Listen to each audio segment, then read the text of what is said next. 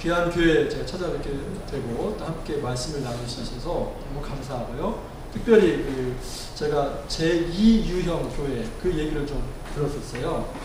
제1 유형 교회는 우리 한국 사람들만 남한 사람들만 다니는 교회, 그리고 제3 유형은 이제 우리 세터민들만 또 다니는 교회. 제2 유형이 바로 이 세터민과 남한 사람이 함께하는 그야말로 이제 통일 공동체. 그래서 이런 공동체가 우리 남한에 한 1000개 정도 있어야 통일 이후에도 진정한 통일을 좀 준비할 수 있다. 이 귀한 비전을 제가 들었어요. 그래서 정말 거기에 공감하면서 좀 같이 기도해야겠다 그런 생각을 가지고 있었습니다. 그래서 저도 이제 통일에 대한 관심이 참 많이 있었고요.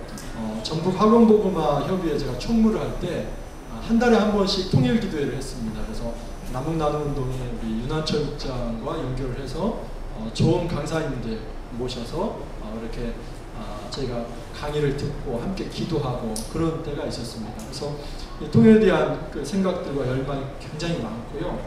특별히 이 교회 공동체가 어떻게 통일 시대를 준비해야 할까 하는 이런 생각들이 참 많습니다. 그래서 오늘 저희 이 강의가 그런 어떤 통일 공동체를 이루는 데 있어서 하나의 어떤 혈액과 같은 그런 좋은 어떤 도구가 되었으면 좋겠다 하는 생각이 듭니다. 여러분, 우리 몸이 있지만 이 뇌가 있고 또 손발이 있고 또 모든 기관이 있잖아요. 근데 이것이 움직이려고 하면은 뭐가 있어야죠? 이 몸 기관 중에? 예? 몸 기관 중에 신경이죠. 신경. 신경계가 만약에 예를 들어서 목 쪽에서 신경계가 끊어졌어요. 그러면 어디 이하가 이게 마비가 되는 겁니까? 예, 이게 뭐 목이야 전신 거의 뭐 전신마비라고 봐야겠죠. 그리고 허리에서 끊어지면 이제 하반신 마비가 되는 거죠. 그래서 사실 어떤 하드웨어가 있고 또 어떤 지도 기관이 있고 또 뭐 다 좋지만 그것이 신경 구조로 연결되는 거. 그게 굉장히 중요해요. 그래서 요즘 말로 하면 뭐 소통. 이게 소통이 되지 않으면요. 어디서 어떻게 썩고 있고 또 어떻게 망가지는가를 모르죠. 그리고 거기에 대한 적절한 대처가 골든타임에 이루어지지 못하면 그 공동체나 집단이나 나라는 굉장히 어려운 상황에 직면할 수밖에 없습니다. 그래서 이 시대의 참 최대의 화두가 이제 이 소통인데 과연 우리 삶 속에서 어떻게 소통할 수 있을까? 그리고 어떻게 공감할 수 있을까? 여러분, 이런 교회 공동체 예를 들어서 한 30, 40명 또 5, 60명 이렇게 모이셨다고 보세요. 모였는데 각자 일주일의 삶의 터전은 다 다릅니다. 직업이 다르고요, 가정이 다르고요, 사고와 생각과 세계관이 다 달라요. 그래서 일주일 만에 다시 모이신 거거든요. 이게 모여서 함께 있을 때 일주일의 다른 삶 속에서 이곳에서 한번 모였다고 해서 이곳에서 모든 것이 다 이루어지는 건 아니거든요. 물론 우리가 말씀을 통해서 큰 거시적인 도전을 받고 결단을 하고 내가 일주일의 삶을 이렇게 살아가야겠다. 그건 되지만 정말 여러분들이 이 안에서 소통과 공감과 그리고 그것을 통한 하나의 비전을 향해서 나아가는 것은요. 또 다른 것이 필요하거든요. 저는 이것을 이제 나눔이라고 생각을 하는데요.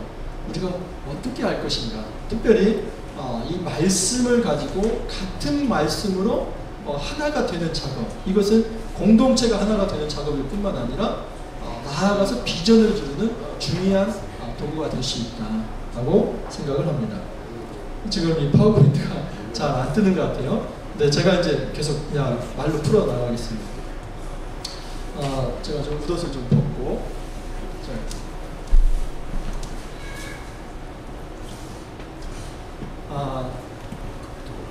여러분, 우리의 삶에는요, 두 가지 이야기가 있습니다. 첫 번째 이야기는 그랜드 스토리예요. 그리고 두 번째 이야기는 마이너 스토리입니다.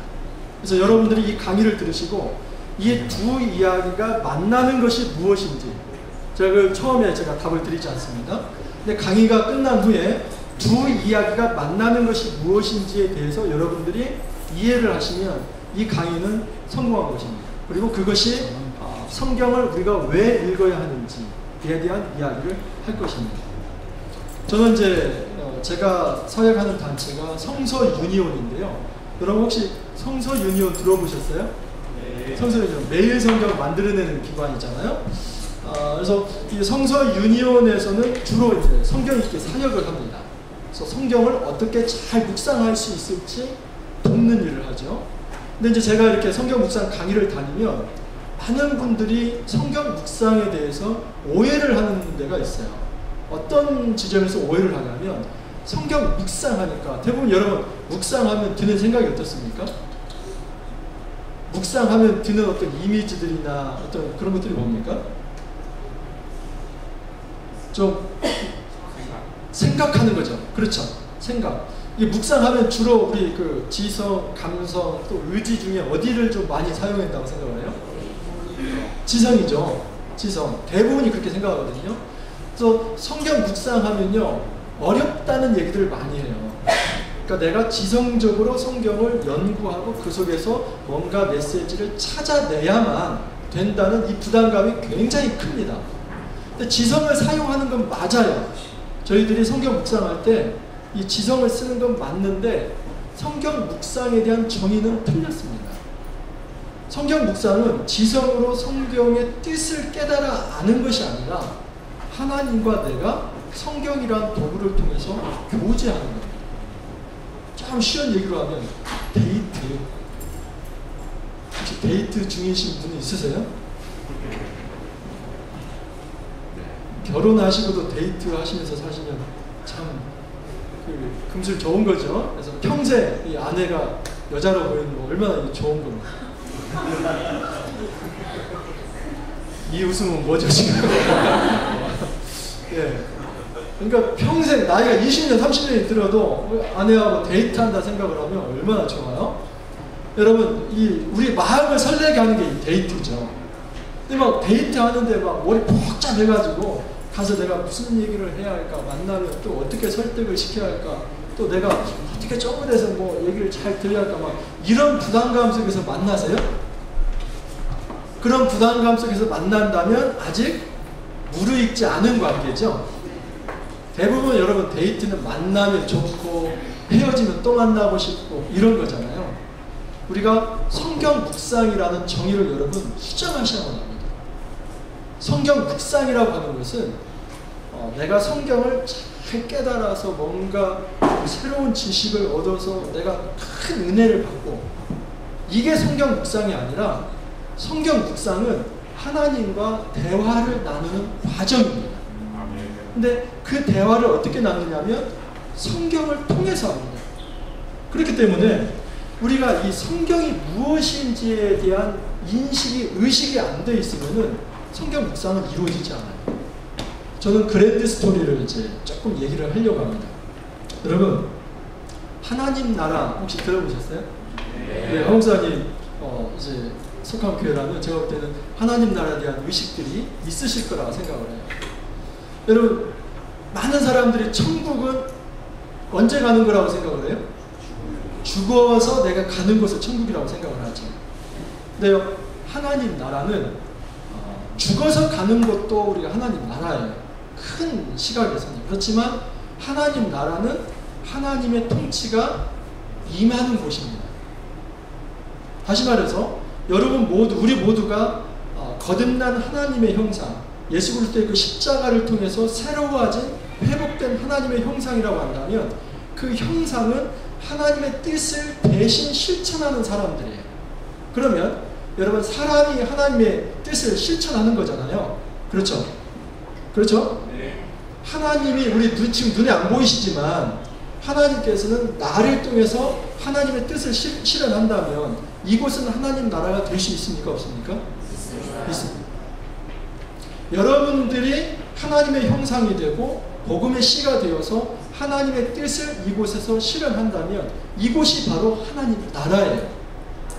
그렇기 때문에 하나님 나라를 더 이상 내가 죽어서만 갈 곳, 내가 죽어서 가서 그 부활의 주님을 만나는 이것으로만 생각할 것이 아니라 하나님 나라라고 하는 것은 현 시대 하나님께서 우리를 부르신 목적에 맞게 생활해 가는 그 터전 속에서, 그 현실 속에서 하나님의 뜻을 이루는 거다.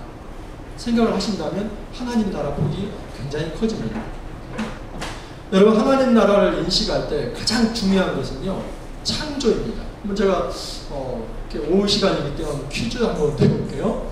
첫째 날 하나님 뭘 만드시죠? 빛 만드시죠. 또요. 어둠.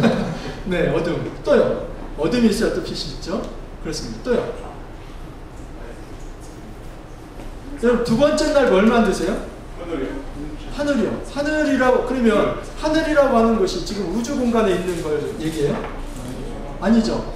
거기서 하늘은 지금 궁창 위의 물과 궁창 아래의 물을 해서 이 바다와 수증기층을 나누는 그 하늘을 말하잖아요. 그렇죠? 그렇다고 한다면 첫째 날에 뭐가 전제된 겁니까? 땅이 전제된 거죠. 만약에 첫째 날에 땅이 안 만들어졌다면 둘째 날 하늘이 있어요, 없어요?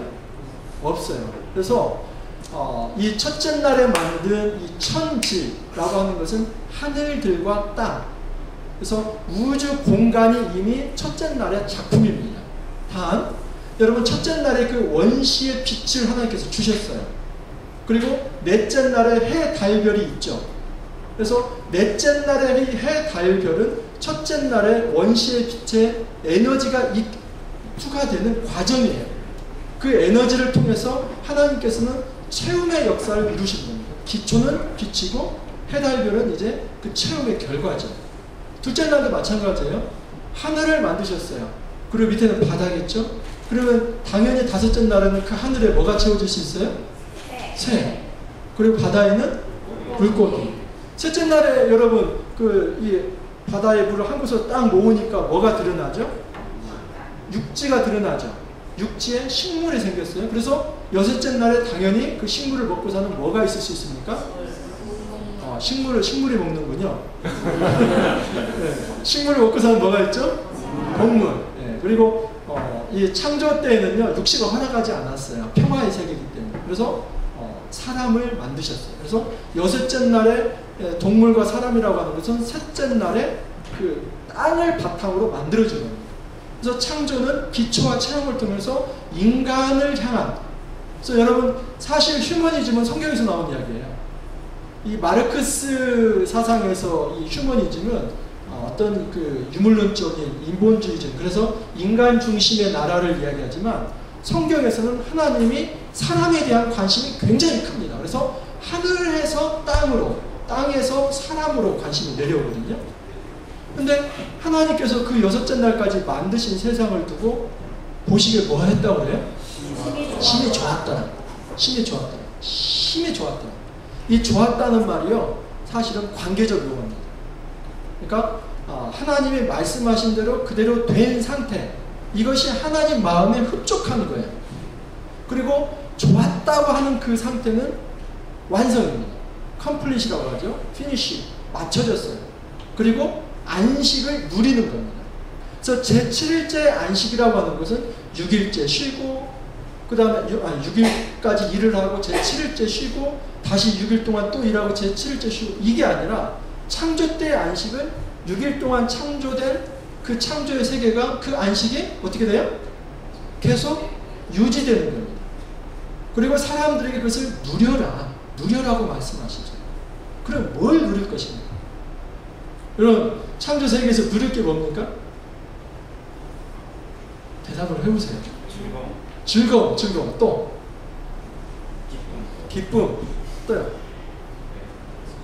저는 이 교회 이름이 너무너무 좋아요. 생명 나래. 이 정말 너무너무 정말 교회 이름 잘 정했다 생각을 하는데요. 여러분, 창조의 완성은 생명입니다. 하나님의 관심은 생명에 있어요. 모든 것은 생명에서 나옵니다. 하나님께서 유지하고자 하는 것은 생명이에요. 생명. 그래서 생명의 풍성함을 누리는 겁니다. 그 생명의 가치 속에 뭐가 나오냐면 평화라는 게 나와요. 그러니까 생명의 완성, 자기 숨을 쉬는 이 생명이, 이 자유가 보장이 안 되면 평화는 없는 거예요. 여러분, 생명과 자유와 평화는 연결되어 있어요. 이 땅의 참다운 안식과 평화라고 하는 것은 하나님이 주신 생명에서 나오는 거예요. 그러니까 생명이 손상된다. 예를 들어서 자기 숨을 못 쉬는 것은요, 예속돼서 살아가는 거예요. 노예처럼 살아가는 거예요.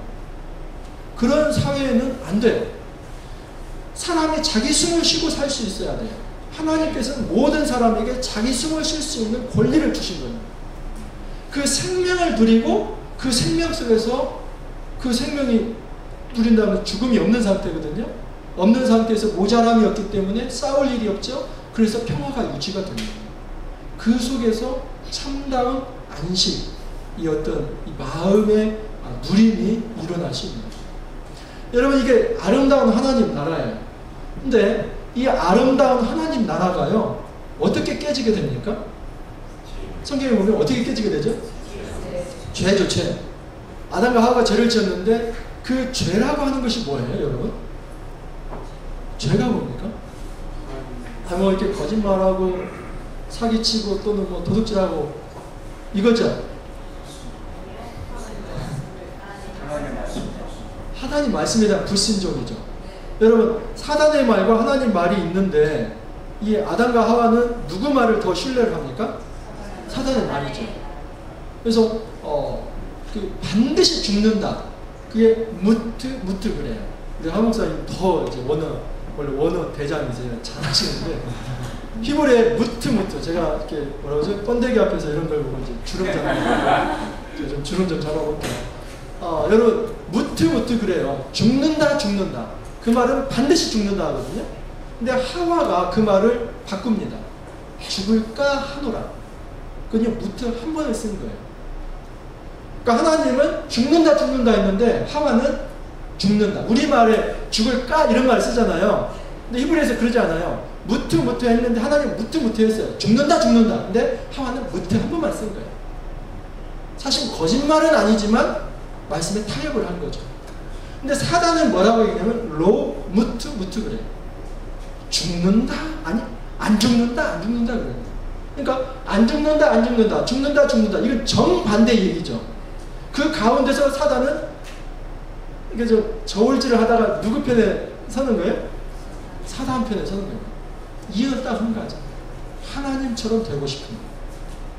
내가 하나님 되면은 마지막 하나, 이 금년까지도 뛰어넘는 나도 절대자 위치에서 내 왕국을 스스로 경영할 수 있는 그런 자리에 오를 수 있다는 교만이 생긴 겁니다. 그래서 죄라고 하는 것은 하나님의 말보다 사단의 말을 더 신뢰하는 거예요. 불순종입니다. 불순종을 통해서 자기 왕국을 세우려고 하는 거예요. 이게 죄죠. 여러분, 죄의 결과로 이 땅에 찾아온 게 뭐죠? 사망이죠. 사망을 통해서 생명은 깨지게 된 겁니다. 생명이 깨졌기 때문에 이 세상에 평화가 없는 거예요. 그래서 평화가 없는 상태에서 여러분, 사실은 이 시대의 모든 정의와 평화는요, 이건 제가 볼 때는 견제예요. 견제와 균형이에요. 이 시대가 추구하는 정의는 그거인 것 같아요. 근데 하나님께서 완성된 평화를 우리에게 주시고자 하는데 그것은 단지 견제와 균형을 통해서 이렇게 그렇게 아슬아슬하게 유지되는 평화가 아니라 사단의 왕국이 완전히 깨지고 하나님께서 통치하신 그 나라가 이 땅에 세워지는 것, 그리고 예수 그리스도를 통해서 진정한 생명을 모두 다 누리고 살아가는 것, 이게 예수님의 평화입니다. 여러분, 깨어진 평화를 하나님께서 회복하시고자 하는데요, 어떤 약속을 주냐면 창세기 3장 15절에 보면 뱀은 여자의 후손에 뭘 상하게 한다고요? 발뒤꿈치. 여자의 후손은 뱀의 어디를요? 머리. 그 누가 셉니까? 확신이 없으세요? 제가 어디 가서 강의를 했더니 이제 그러더라고요. 목사님이 아직 뱀의 위력을 몰라서 그 독이 발뒤꿈치로 죽어요 막 이러더라고요. 그래서 나는 문학적 얘기를 하고 있는데 왜 이렇게 생물학적 얘기를 하고 계시는지. 여러분, 지금 성경에 그거 얘기하는 거 아니죠? 그죠? 그러니까 발뒤꿈치를 물 정도 돼서 약간 좀 치명상을 줘요. 그렇지만 뱀의 머리를 상하게 하는 것은 완전한 파멸과 멸망을 주는 거죠. 그럼 누가 더 센 겁니까? 사단이 더 세요? 순간 제가 놀랐어요. 여자 우선이 더 세죠? 네. 뱀의 머리를 상하는. 그 창세기 약속이요, 요한계시록 12장 가면 그대로 나타납니다. 요한계시록 12장에 보면 여자, 용, 그 다음에 또 이제 여자, 용 다 나옵니다. 근데 거의 이 용이 뭐냐면 옛뱀, 사단이라고 얘기를 하거든요. 그리고 여자는 바로 교회를 얘기하고, 그리고 아이가 나오는데 거기 아이는 예수 그리스도를 얘기합니다. 그래서 예수 그리스도가 승천하시는 모습과 또 천사장 미가엘을 통해서 하나님께서 완전히 이 사단을 땅으로 추방시키는 사건이 요한계시록 12장에 나옵니다. 그러니까 창세기와 요한계시록이 이렇게 연결되어 있어요. 이게 이런 걸 이제 원시복음이라고 하거든요. DNA가 될 만한 복음이에요.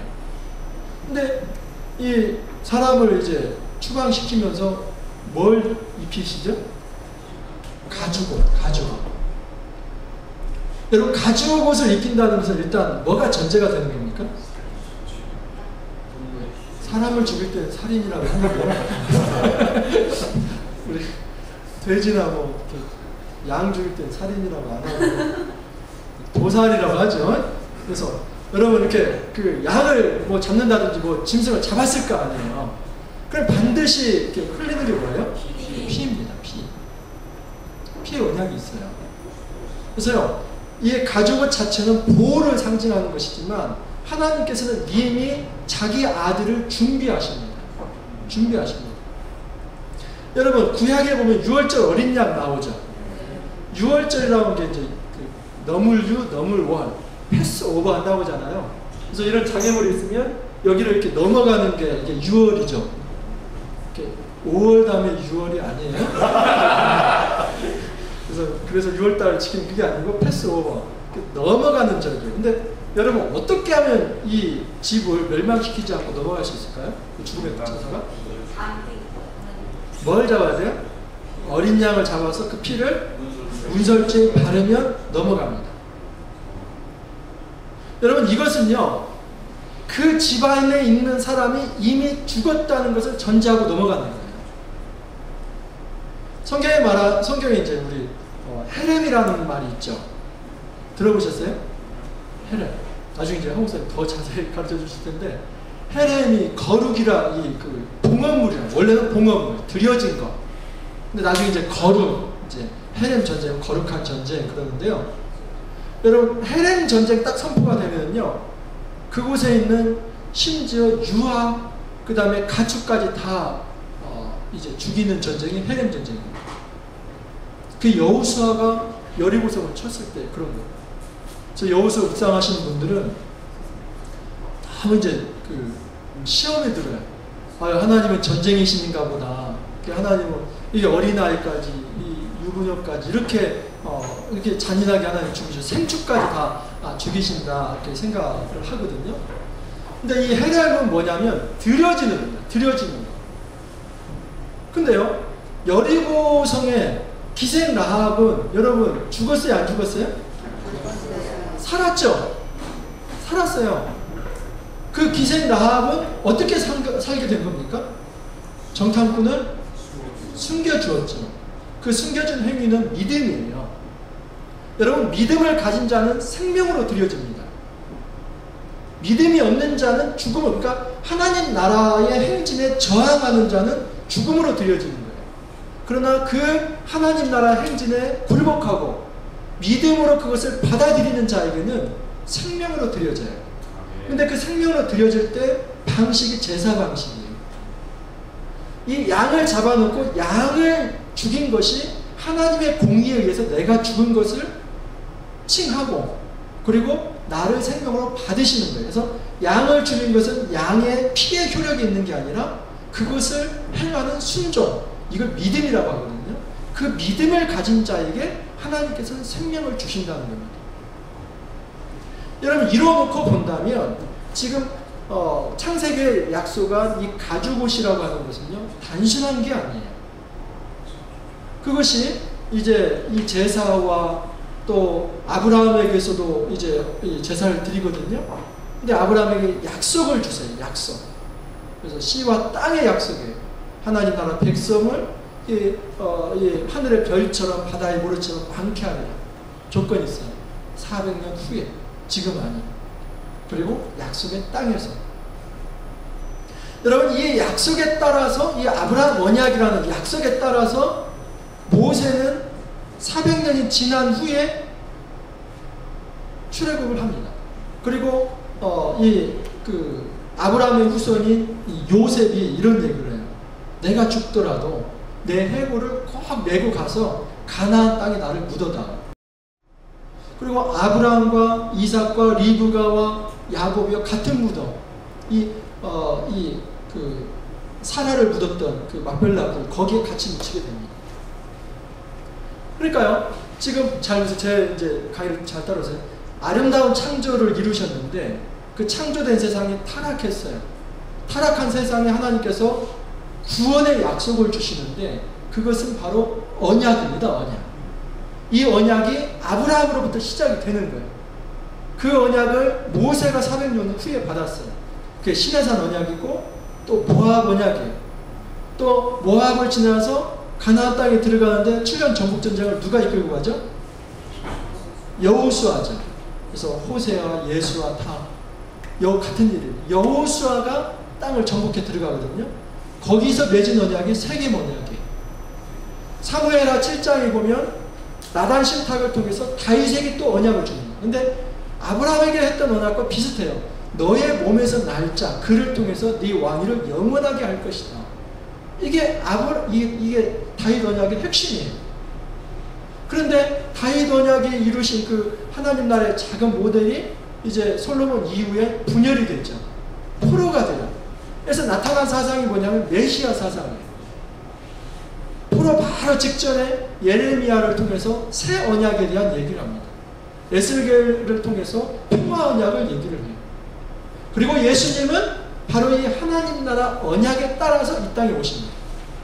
성경 한 구절만 볼게요. 마태복음 1장을 한번 봐보세요. 마태복음 1장.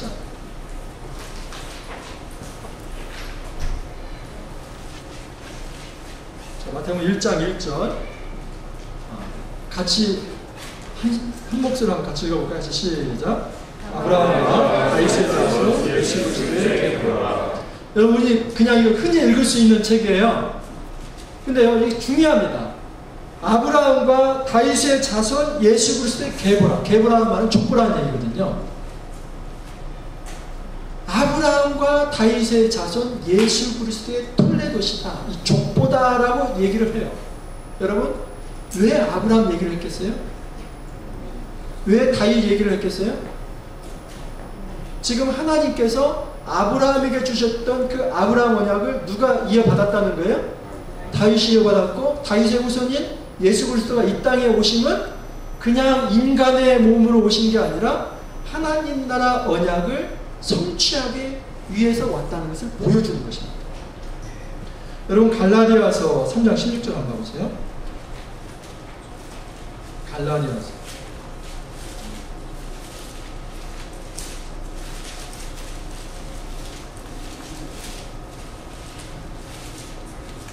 자, 같이 한번 읽어보시죠. 같이 시작.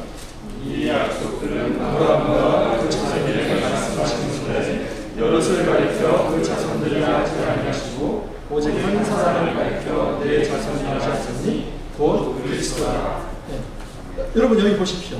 지금 아브라함과 그 자손에게 말씀하신 것인데 여럿을 가리키지 않고, 여럿을 가리켜 그 자손을 하지 아니하고 오직 한 사람을 가리켰다는 거예요. 근데 바로 누구라는 겁니까? 곧 누구? 그리스도. 여러분, 거기를 표시를 해놓고요. 창세기 15장으로 한번 와보세요. 창세기 15장 3절 4절 같이 한번 여러분도 한번 읽어주실래요? 같이 시작. 15장 3절 4절 시작. 여러분, 아브라함이 또 이르되 주께서 내게 실을 주지 아니하셨으니 내 집에서 들린 자가 내 상속자가 될 것이니라. 여호와의 말씀이 그에게 임하여 이르시되 그 사람이 내 상속자가 아니라 내게서 자가 내 상속자가 되리라 하시고. 예, 여러분, 이게 이제 아브라함에게 주셨던 아브라함 언약이에요. 아브라함 이런 얘기 한 거죠. 자식이 없으니까 우리 집에서 길리우는 이 다메섹 엘리에셀 이 종을 통해서 이렇게 양자로 이렇게 입양을 해가지고 그를 통해서 하나님 나라를 이루겠습니다. 그랬더니 하나님 뭐라고 해요? 아니다. 네 몸에서 날 자가 바로 내 상속자가 되리라. 이건 이삭 하나를 두고 한 얘기가 아니에요. 여러분 갈라디아서에서 이 바울은 바로 그 하나님 나라 아브라함에게 약속하신 그 씨가 바로 누구라는 겁니까? 3장 16절에 곧 그리스도. 그리고 마태복음에서는 바로 아브라함과 다윗의 자손 예수 그리스도의 계보라 이렇게 얘기를 합니다. 여러분 지금 제가 어디까지 왔냐면요. 지금 이거 한 8주 정도 하나님 나라 강의하시는 이야기인데 진짜 축약에서 한 얘기예요. 아름다운 하나님 나라와 인간의 불순종으로 인한 타락과 하나님의 구원 계획인 언약을 말씀드리고 그 과정에서 이스라엘의 역사가 있었어요.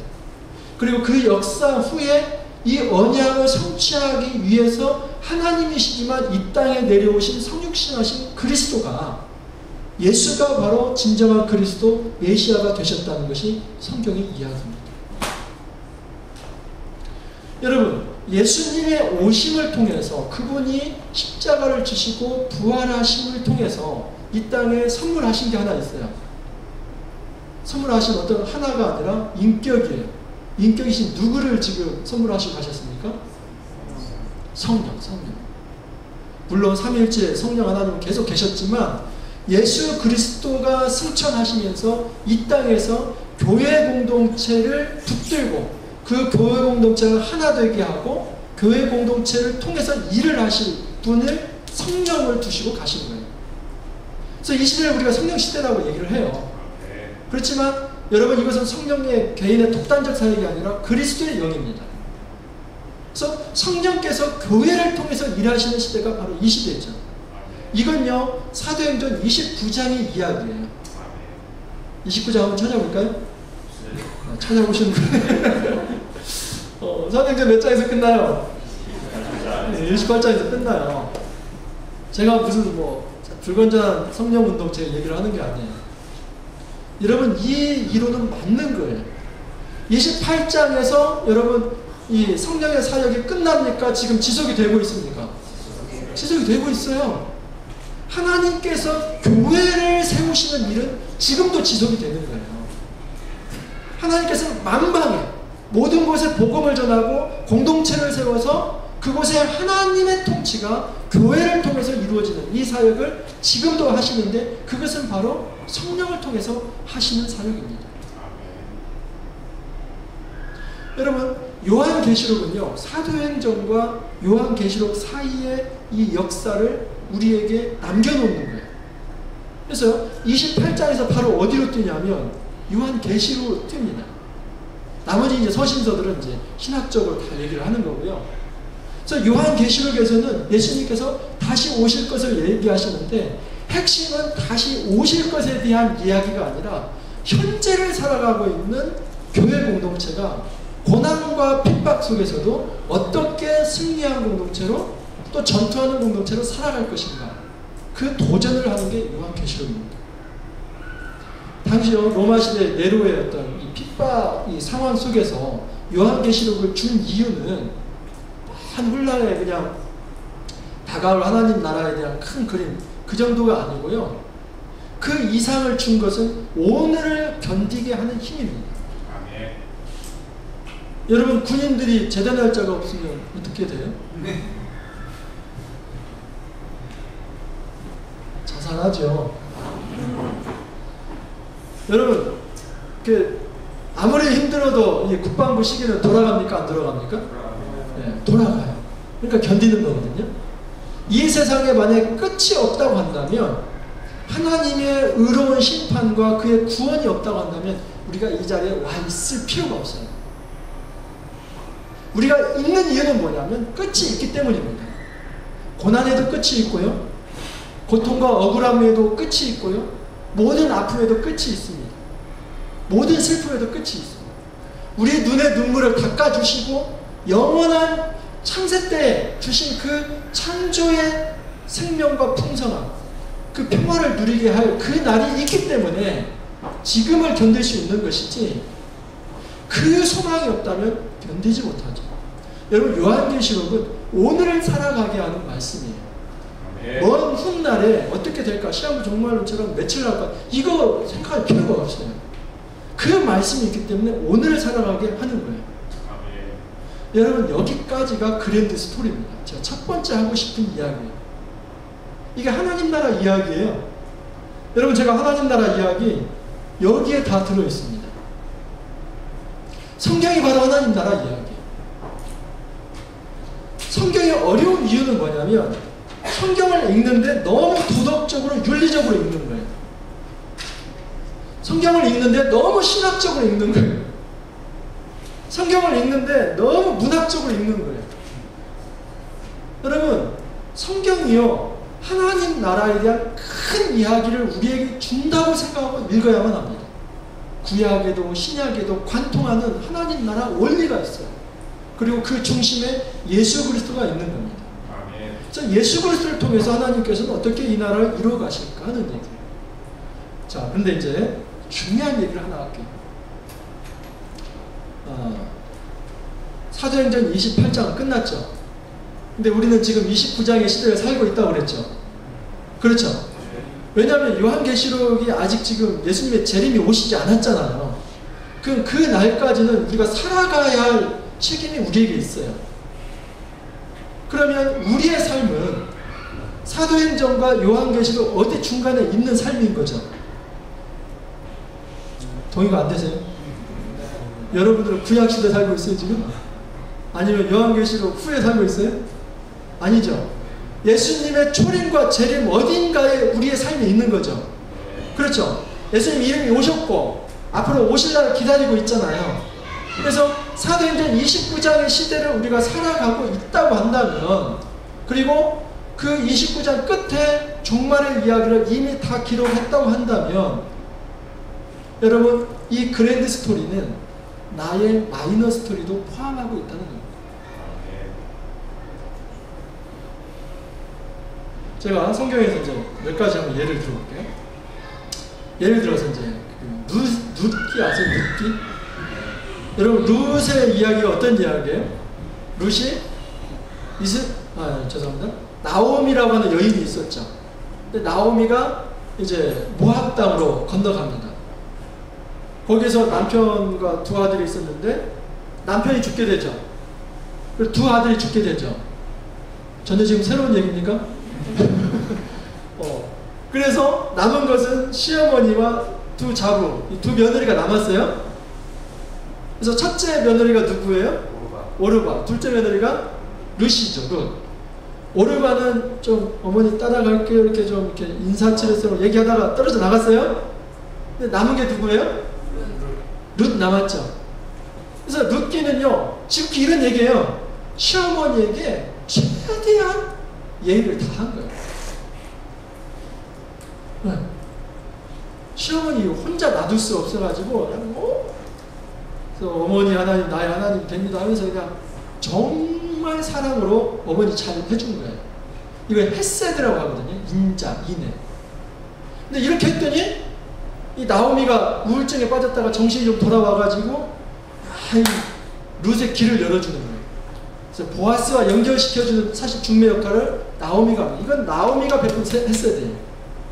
그랬더니 보아스가 또 이런 얘기를 해요. 네가 젊은 사람을 따르지 않고 나 같은 사람이 왔다. 이게 너도 나에게 지금 임자 헤세드를 베푼다면서 이 보아스가 하나님의 날개가 되어서 이 하나님의 옷자락이 되어서 룻을 덮어주는 거예요.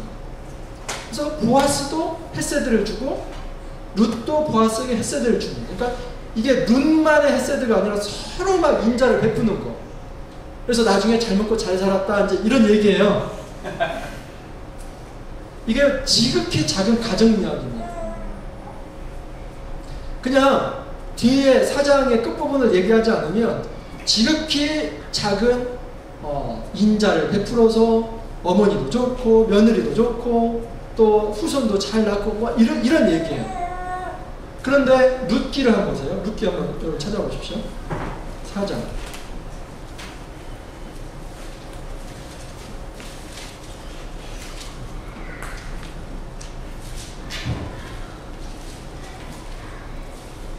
사사기 다음으로. 자, 룻기 4장 18절부터 22절까지 한번 여러분도 한번 읽어주시죠. 시작.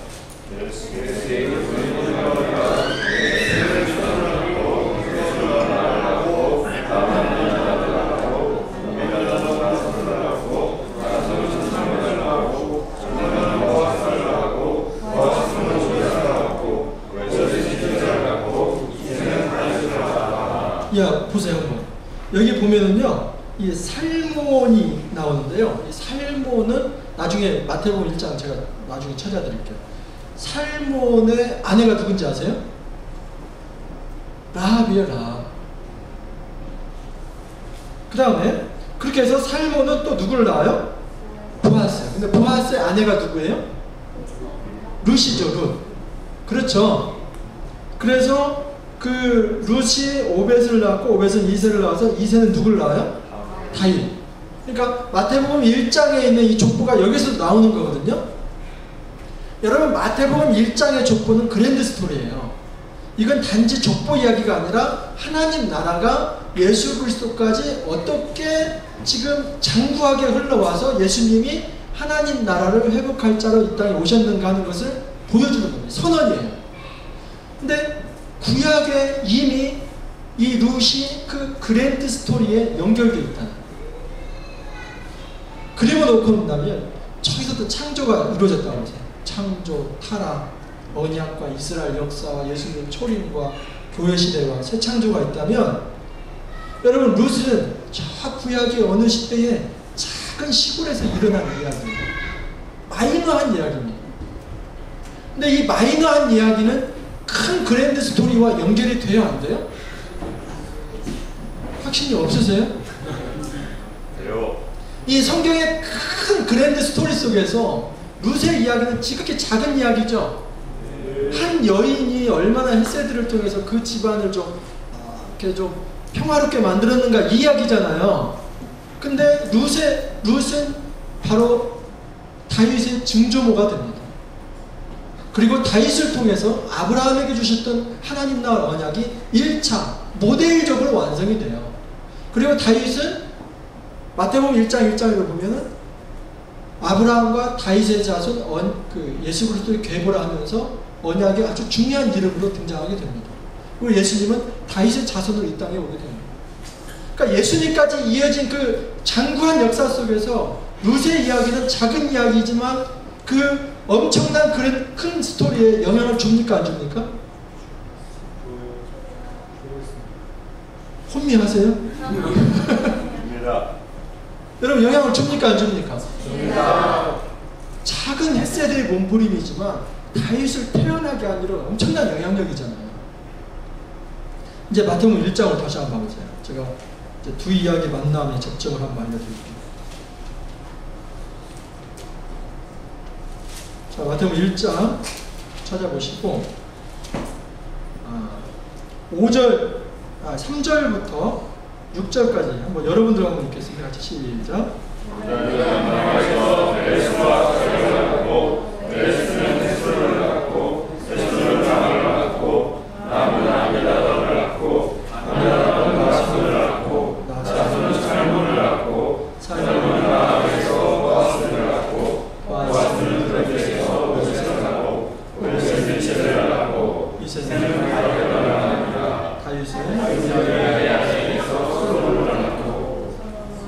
이제 거기까지요. 여러분, 이 족보가 이상한 족보예요. 지금 3절에 보면 다말 나오죠. 다말과 유다의 사이는 무슨 사이예요? 시아버지 사이기도 하지만 이게 또 부부 사이기도 됐어요. 시아버지와 며느리 사이에서 지금 자녀가 나온 거잖아요. 그 다음에 여러분, 라합인데 라합 신분이 뭐예요? 원래 신분이 뭐예요? 기생이에요.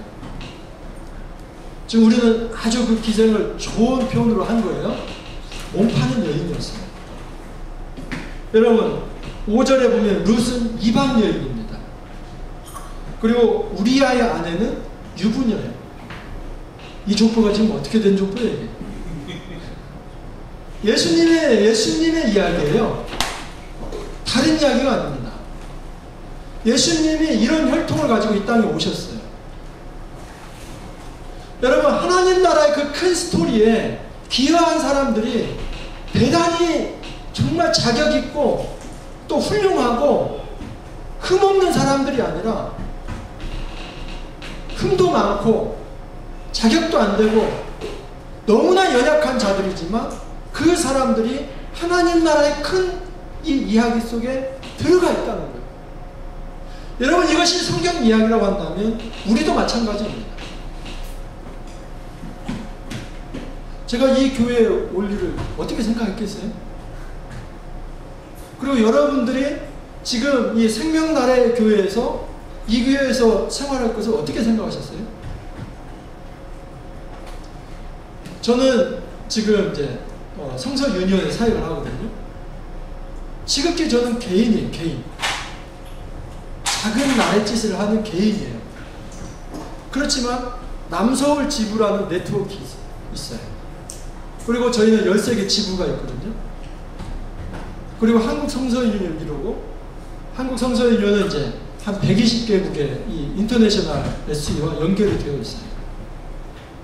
그러니까요, 금방 조금만 생각해 보면 나는 나가 아니라 큰 하나님 나라 이야기 속에 부착되어 있는 거예요. 여러분은 여러분 한 개인이 아니라 조금만 확대를 하면, 특히 이제 우리 생명나라의 교회는 제가 빚어 있는 거예요. 여러분, 반드시 통일시대가 될 것입니다. 아멘. 어떻게 준비하느냐가 중요한데, 이 시대에 한 번 더 눈을 뜨고 성각자적인 움직임을 펼치는 공동체가 나중에 역사에 뭔가 할 얘기가 있을 거예요. 그건 나 하나 이야기가 아니라 한국교회 이야기의 일부가 될 수 있어요. 그리고 한국교회 이야기는 동북아와 더 큰 이야기와 연결될 수도 있습니다. 제가 여러분 거창한 얘기를 하는 것 같지만 그게 아니라 우리 모든 사람은 이 개인의 삶에서 끝나지 않고 하나님 나라와 연결된 삶을 살아가고 있어요. 그게 미미한 활동이든지 아니면 교회에 와서 그냥 예배드리고 가는 정도일지 괜찮아요. 그러나 중요한 사실은 뭐냐면 나의 삶은 사생활에서 끝나는 게 아니라 공생애적 삶이 내 안에 있다는 의식을 갖는 것은 매우 중요하다는 겁니다. 여러분, 두 이야기는 반드시 만나야만 합니다. 성경의 그랜드 스토리는요, 지금도 진행이 되고 있어요. 주님 오시는 날까지 이 그랜드 스토리, 하나님 나라를 이루시는 것은 하나님의 의지이기 때문에 하나님은 결코 포기하시지 않거든요. 그래서 하나님은 그 이야기를 펼쳐나갈 거예요. 문제는 뭐냐면 나야, 나. 내가 이 그랜드 스토리와 좀 연결된 삶을 살아갈 것인지 아니면 전혀 다른 나의 왕국을 꿈꿀 것인지. 만약에 내가 잘 벌어서 내 배를 채우고 이 땅에서 평안한 삶을, 행복한 삶을 지상의 목표로 두고 산다면 좋습니다. 그렇게 사십시오. 그래서 단 한 번도 하나님 나라에 가치 있는 삶과 나의 삶이 연결되지 않는다면 여러분, 우리는 하나님의 백성으로 살아가는 게 아니라 나의 왕국을 차리고 그 소왕국에서 자기 왕도로 다다가 불순종함으로 가는 거예요. 모든 신앙인은 이 두 이야기가 만나야 돼요. 만나는 것이 신앙입니다. 만나는 게 신앙이에요. 여러분, 교회 공동체에 우리가 소속이 되는 것은 이 만남의 첫 발이에요. 그래서 이 공동체를 통해서 이제 귀한 말씀을 통해서 여러분들이 이제 공급을 받는 거죠. 근데요, 제가 조금 더 욕심을 부려서 말씀을 드리고 싶으면, 여러분, 이 매일 성경을 가지고 같은 이 그림, 우리는 제가 이제 농담을 하는데 제가 O형이거든요. O형. 여기 A형도 있으세요? B형도 있으세요? B형 남자 손들라고 얘기 안 해요. A형도 B형도 있고 C형 있으세요? C형? 우리 모두 C형이야. 크라이스트. 어떤 사람은 J형이라고 그래요. 지저스라고. 우리 C형이에요. C형. 우리 몸에 같은 피가 흐르고 있습니다. 여러분, 이것이 소통이거든요. 성령으로 하나 된 게 소통이죠. 근데요, 성령께서는 말씀을 통해서 하나 되게 하십니다. 그러니까 말씀이 자리 잡은 공동체는 하나가 됩니다. 분명한 사실이에요. 근데 말씀이 없는 공동체는요, 각자가 소견에 오른 대로 가요. 다 왕이야. 여러분, 성경이라고 하는 것은요, 하나님 나라의 큰 그림을 보여주면서 내 개인의 이야기도 보여줘요. 내가 잘못하잖아요. 막 꾸짖으세요. 너 왜 그렇게 생각하냐?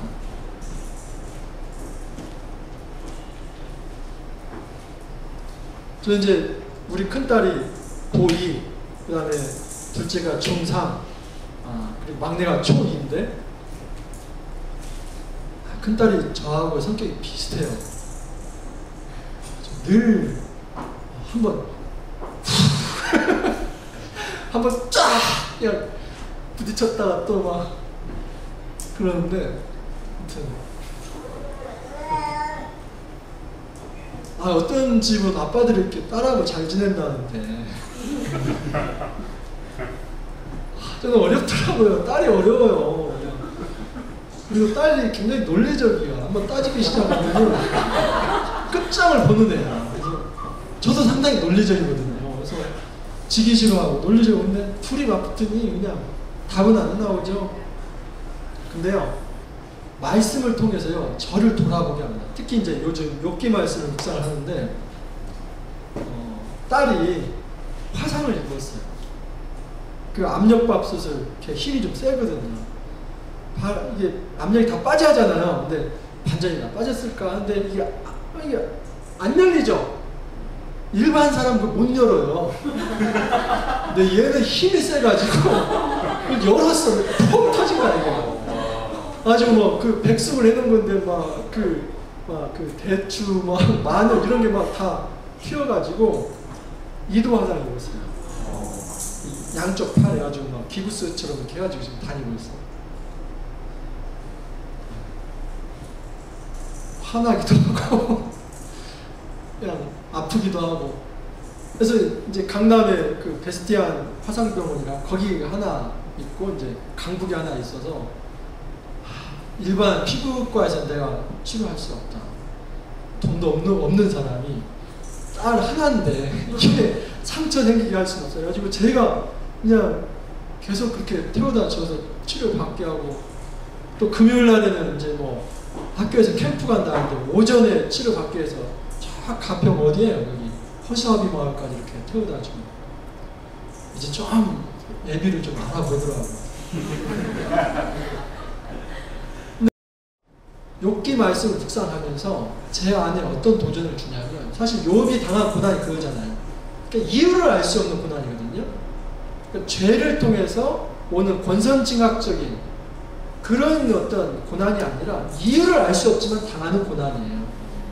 그 속에서 하나님의 은혜가 무엇인지, 그래서 하나님께서는 어떤 자신의 자신감을 통해서 고난받는 백성에게 위로하시는지, 이게 이제 42장 가면 딱 나오게 되어 있습니다. 그래서 제가 이걸 묵상에 가면서 딸에게 섣불리 이 새 친구처럼 훈계하거나 내가 뭔가를 얘기하는 자가 아니라 같이 일단 공감을 하고 또 좀 함께 그 마음을 아파해 주면서 하나님의 은혜를 좀 체험할 수 있도록 제가 서포트를 해줘야겠다, 이런 마음이 생기는 거예요. 딸 역시도 마찬가지예요. 우리 집안은 다 성경, 매일 성경 같이 묵상하거든요. 이번에 이제 이건이 있었고 또 잘 살던 집에서 이제 나와야 하는 상황이에요. 그래서 훨씬 많은 돈을 대출을 받아서 더 못한 집으로 가야 할 상황이에요. 그것도 힘든 일이에요. 아버지가 또 막 식중독으로 막 좀 힘들어하세요. 치료받고 계시지만. 근데 이런 일들이 막 연거푸 일어나면서 제가 그걸 나눴어요. 욥기를 묵상하면서. 우리 9시에서 10시 주일날 꼭 나눔을 하거든요. 근데 이게 공감이 되는 거예요. 그러니까 우리 집안 안에는 같은 피가 흐르는 거예요. 물론 예수 그리스도의 신령의 피가 흐르지만 말씀을 같이 묵상하기 때문에 어려운 문제가 생겼을 때 같이 그 말씀으로 서로 위로할 수 있는 겁니다. 여러분, 한 공동체가 한 본문을 가지고 같이 나가는 것은요, 가정이 새로워집니다. 여러분, 가정생활 하시는 분들은 이제 자녀들도 어린이 매일 성경, 뭐 청소년에서 다 있습니다. 교회 안에서 권사님과 집사님과 장로님과 교육자들이 만나면 예전에 뭐 다른 얘기하지만 말씀 안에서 이야기를 해요. 요즘 욥기 말씀 묵상하고 있는데 어떻게 살아가십니까? 이제 9월달 들어가면 이제 더 재밌는 말씀 나와요. 요한일서 창세기 나오거든요.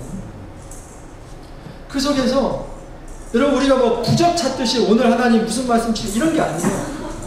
그게 아니고 내 삶은 마이너스로 가는 거예요. 그렇지만 하나님의 그 장관 역사 속에서 그 기독교 세계관적인 입장에서 오늘 말씀이 나에게 어떤 교훈을 줄 수 있을까를 찾아가는 거예요.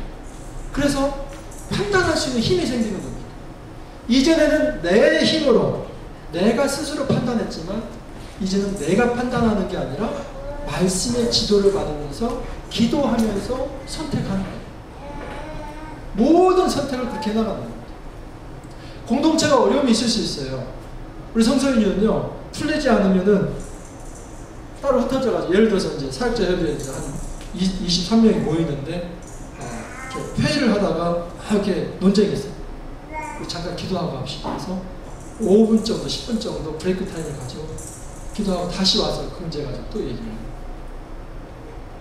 여러분, 본문이 같잖아요. 그러면 머릿속에 누가 얘기를 안 해도 그냥 같이 흘러가는 이 같은 맥락이 있어요. 그러니까 같은 본문으로 공동체가 함께 묵상하는 것은 이런 힘이 있습니다. 그래서 이것을 한 2, 3년만 같이 하잖아요. 그러면 그 본문의 맥에 따라서 비전을 새롭게 해나가요. 이게 엄청난 힘입니다. 다른 데는요, 동기부여가 잘 안 돼요. 그런데 말씀의 묵상을 받으면서 또 인도를 받으면서 이게 하나님의 뜻이고 길이라는 이 공감대가 형성이 되잖아요. 같이 함께 오니 공동체. 여러분, 진짜 통일 시대를 준비한다면 먼저 우리 공동체 안에서 하나가 돼야 하잖아요. 소통할 수 있는 뭔가가 있어야 돼요. 그게 저는 기도와 말씀 두 가지라고 봐요. 하나님 중심적 삶, 그 속에서 말씀을 듣는 삶, 그리고 기도하는 삶, 그리고 행동으로 삶을 변화시키는 삶. 이 네 가지. 하나님의 은혜를 추구하는 거죠. 하나님 중심이죠. 말씀 중심, 그리고 기도하는 삶, 그리고 정말 행동하는 양심이 되어서 움직이는 공동체. 근데요, 이 행동은 나머지입니다. 그 뒷이야기예요. 기도, 말씀과 기도의 이 화학적 반응이 일어나지 않으면 언감생심 행동은 나오지 않습니다. 공동체가 자기 열정이 아닌 하나님이 뜻하는 어떤 일을 하고 싶다면 말씀을 공동체적으로 들을 필요가 있어요. 그래서 이 일을 시작한다고 하길래 내가 너무 기뻤어요. 그리고 내가 정말 개인적으로는 너무 좋아하는 우리 친구가 또 일을 한다고 하고, 그리고 이 교회는 저는 작은 교회로 저는 생각하지 않아요. 저는 결코 생명나라의 교회를 작은 교회로 생각하지 않아요. 한국교회에 영향력을 끼칠 수 있는 그런 좋은 교회 DNA들이 이 자리에 앉아 계신 겁니다. 그래서 처음에 이 교회 개척을 하시고 세팅을 해나갈 때 하나님 중심적 삶, 그리고 말씀이 흘러나오고 그 말씀에 반응하는 기도, 그 화학작용 속에서 뭔가 비전을 세우고 일을 하는, 행동하는 공동체라고 한다면 충분히 이 한국교회에 영향력을 끼칠 수 있는 그런 교회로 성장할 수 있지 않을까, 그런 생각을 합니다. 자, 제가 동기부여 강의 여기까지 한번 하고요. 본문 하나를 가지고 한 20분 정도만 제가 간단히 실습을 하면서 이것은 여러분 매일 성경을 어떻게 활용할 수 있을까, 그걸 조금 알려드리도록 하겠습니다.